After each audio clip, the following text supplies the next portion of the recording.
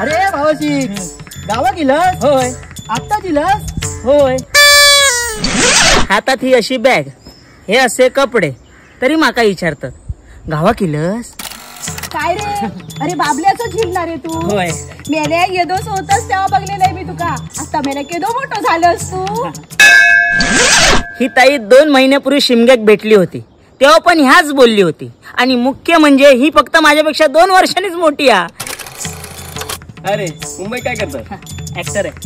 हा कळाला रे, पण पोटा पाण्याचा काय?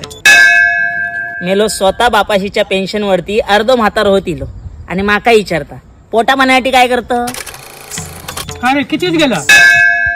हे बाबा गेल्या 10 वर्षापासून मका एकच प्रश्न विचारतात आणि मी त्यांना सांगताय, हो बाबांनो, माझं ग्रॅज्युएशन झाला, त्यानंतर माझं लगीन पण झाला. आता माका 2 पोरं असत, एक असा 7वीत आणि एक असा 8वीत.